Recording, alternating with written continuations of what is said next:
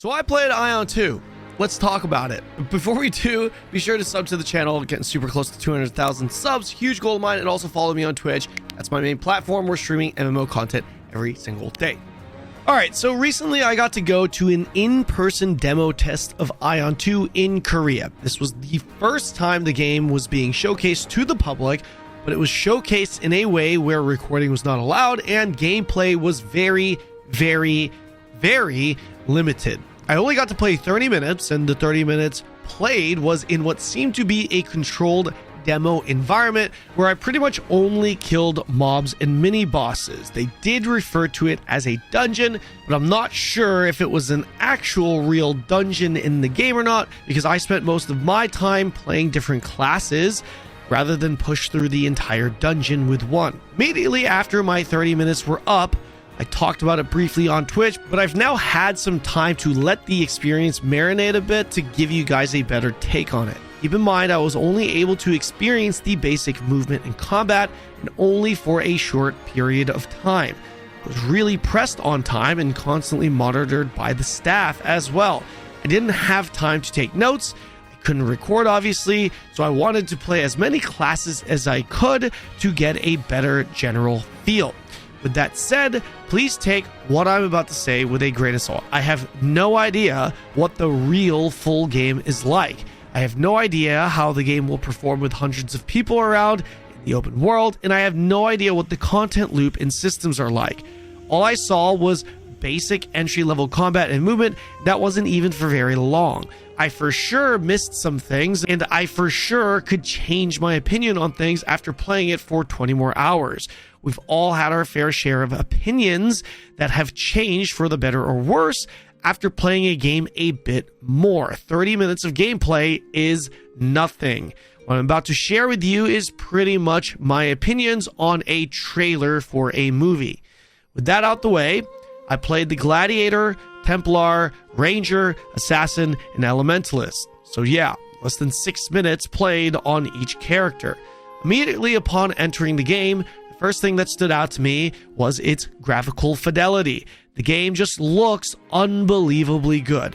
The screenshots you see of the character customization is exactly what your character looks like in-game when you enter the world. The colors, textures, models, everything graphically was a 5 out of 5. For how good the game looked, the performance was also perfect. Again, take that with a grain of salt, considering I was by myself in what seemed to be a controlled instance. Nonetheless, I did not drop a single frame, and I believe I was close to, if not on, max graphics settings. Unfortunately, I do not know how good the PCs were, but I do think they were on the higher end. The movement was default set to an action camera mode setting utilizing WASD movement. When I say action camera mode, I mean you have a crosshair and your camera POV moves with your mouse. Jumping off of ledges or simply double jumping also immediately moves you into a gliding state, spawning your wings.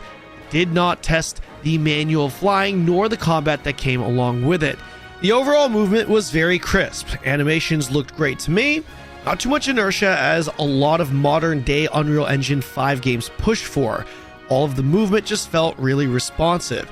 Shift was a dodge roll. I'm pretty sure it's an iframe with 2 charges on a shorter cooldown, if I recall correctly. Left mouse button was a basic attack that builds mana, and right mouse button was a special attack that burned mana, both with no cooldown. For melee classes, I could use these attacks, the left mouse button and right mouse button, without a target, and the attacks cleaved. Meaning, if I used the ability on a group of targets stacked on top of each other, they would all take damage. Other than single target CC skills like grab or aether hold or teleport skills, gap closers, it seemed like just about every melee ability cleaved. For range though, the left mouse button basic attack would only trigger if I had a target within range. Unfortunately, I can't remember if this attack would pierce through targets. The skills are default bound across the 1 through 8 keys, with Q and E serving as the default combo bind. So for example, on Gladiator, my one skill was a mid-range gap closer. On I think around a 15-second cooldown, and after using it, I would have the ability to combo it into the Q or E ability with a prompt that pops up near the center of the screen, indicating a possible combo connection. Sometimes I would have multiple Q or E combo skill prompts pop up. This is more or less the same system present in Aion 1. Originally, I had said that this felt like an action combat base with tab targeting elements.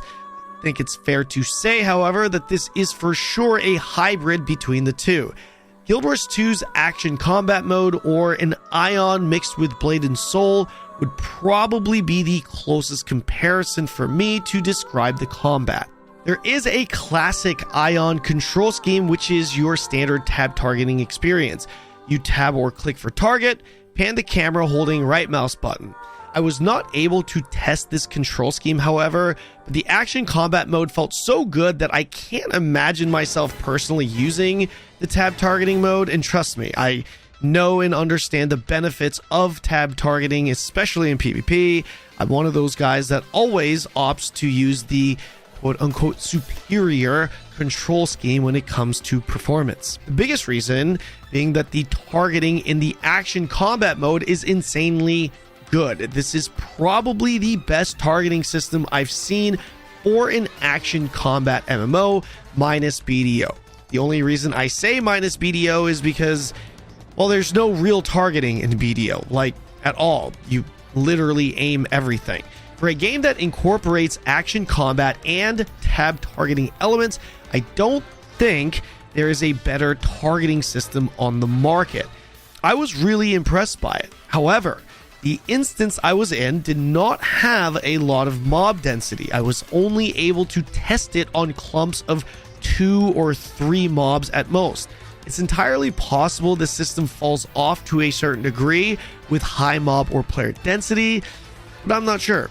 What I am sure about is that it feels really good for low density situations. So how does the targeting work? Well, for starters, you of course have your standard tab targeting where you hit tab and you take target. However, in Aion 2, you have a soft target lock that soft locks on targets you aim your cursor over with a buffering space. For example, the Ranger's basic attack is just a regular arrow shot, right? If you aim your cursor on the target without tabbing, you will see the soft lock on the target, and when you attack, you will attack that target. If there's a mob right next to it and you aim your cursor over it, you'll see the soft lock change to the mob over your crosshair, then you will attack the new target. For example, gladiators have a single target grab attack, and as I mentioned before, most of these melee abilities cleaved. I had 2 mobs in front of me, was cleaving down both of them, then I wanted to greatsword grab the mob on the right. I was able to do so by simply aiming my crosshair on the target I wanted to grab rather than hit tab. If you're thinking Throne's action combat, in Throne you aim then hit left mouse button to take the target as if you tabbed onto it. Or you can use an ability and hope that the auto target takes the target you're aiming at based off of the auto target prio settings. This is very different. Play that back if that was a bit too fast.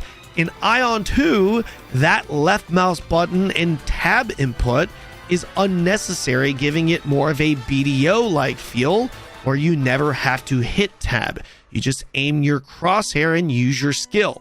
Please don't take this as me saying the combat is like BDO, by the way. It's nothing like BDO.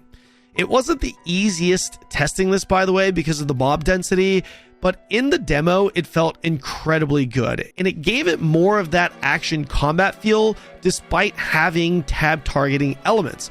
I know I for sure tested the Ranger and Greatsword example I gave, but as I'm sitting here, I'm asking myself, that is what happened, right? I hope I'm not misremembering this.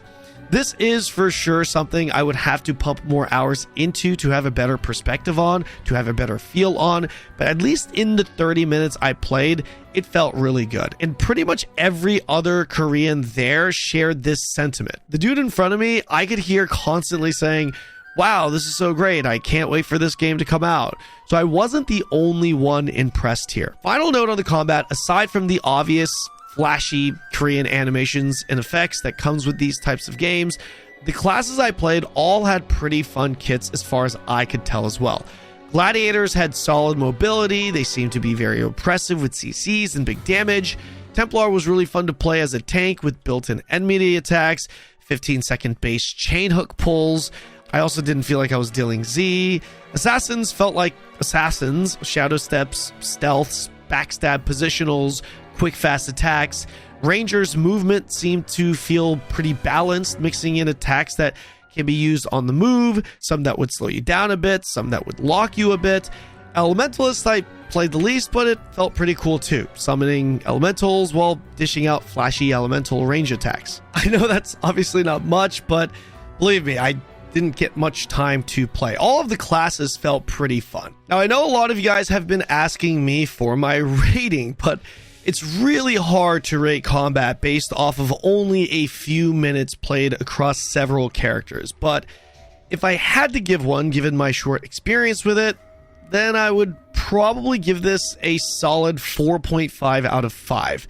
Based on what I've seen, and my opinion is subject to change, for the better or worse, by the way, I don't think the combat is BDO levels of being the gold standard of its respective combat type, but I do think the majority will think the combat is very solid.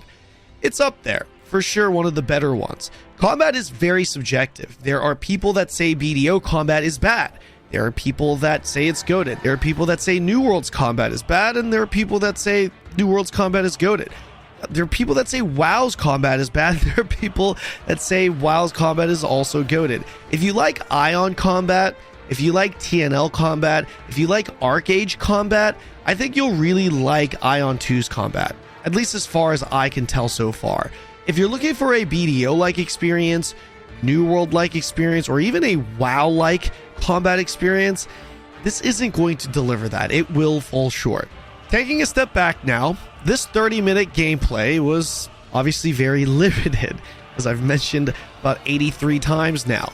I was solo, I was in an instance, and I killed some basic mobs and mini bosses at a low density. I cannot tell you how good this game is or will be. If I'm judging the game based off of this controlled 30-minute demo, this was easily the best Unreal Engine 5 MMORPG I've seen. There are not many Unreal Engine 5 MMOs, and there are none that are polished. We have Chrono Odyssey, World of Jade Dynasty, Bellator's Ashes of Creation, Architect, along with all of the other mobile MMO slop. Aion 2's demo stood out to me as the first real polished Unreal Engine 5 MMO. The only downside I saw in the demo was the UI, and honestly, the UI wasn't even that bad. There's obviously some mobile flair to it, but no more than Thrones UI, in my opinion, and a PC-focused UI was also something that the devs said and acknowledged that they are working on and will roll out post-launch. I don't know when, but they did say it would come out eventually after launch. Overall, the gameplay demo specifically, I gotta give it a 4.5 out of 5. And the only reason it's not a perfect 5, again, for a demo, is because the UI is not a true classic PC MMO UI. Please remember, I sound like a broken record here. This is a rating strictly based off of a solo experience, killing a few mobs and some mini bosses. This does not mean the game is amazing. It just means there's some serious potential here based off of a very, very small snippet of the game. Diablo 4's demo was also lit. Not so lit at launch, if I'm trying to manage expectations here. Overall, TLDR, the short gameplay demo was solid. It was very solid. About as good as it could have been. The trailer to the movie was very solid, is pretty much how I see this so far. This is honestly what I thought would happen. I had a feeling the game itself would end up being good, considering NCSoft is capable when it comes to at least developing MMOs, and they've essentially told us that they are confident in this game, that they've gone all in with it, they've been working on it for a long time with a large team, but holy shit, are they bad at maintaining them. It's entirely possible Aion 2's full release still ends up being lackluster, but assuming it ends up being really good gameplay-wise, which is definitely a possibility after seeing this demo, please NCSoft, stop being greedy. Listen to the global audience and adjust the monetization to our expected standards. The vast majority of the world still thinks you suck. You have a golden opportunity to change that reputation, or at least make it better and start to change that reputation. With that said, I did hear some rumors circulating about the subs and Battle Pass. Because these are rumors though, I'm not going to condemn or give a reaction to them, not until they've been confirmed at least. The optional sub price I raged about, those were confirmed. These are not. If you're wondering what the rumors are, I heard the first optional sub may be required to unlock one-to-one trading between players and the auction house in order to combat botting. The other rumor I heard was that the Battle Pass may have 3 sections to them, each section being 10,000 won, or $10 local currency, 10 bucks, totaling to $30 local currency. Again, these are not confirmed prices for Korea, just rumors that have been circulating within the Korean community. We're going to find out pretty soon anyway. The game is set to release in like 2.5 weeks. There's one more in-person playtest, by the way, in Korea on the 13th, and I'm currently planning on going to play. Let me know in the comments if there's anything you want me to look out for. Now that I know what the demo will likely include, I will go more prepared with a list of things to look out for. The launch is happening in just a couple of weeks now on the 19th, as I just mentioned. I will be playing on the Taiwan servers along with my English-speaking community because it is free and easy to register an account. Unlike the usual Korean ID requirement for the Taiwan servers, all you need to do is register an email. Personally, I'm using my Gmail. That's it. You'll just have to deal with the high ping since the servers are obviously located in Asia. The game is fully available in English. That I can personally confirm. If you'd like to join our Aion 2 guild, our community, or if you just need extra help registering an account, feel free to join us on Discord and follow me on Twitch. We'll have a big group of us ready to dive in day one. See you guys in the next video.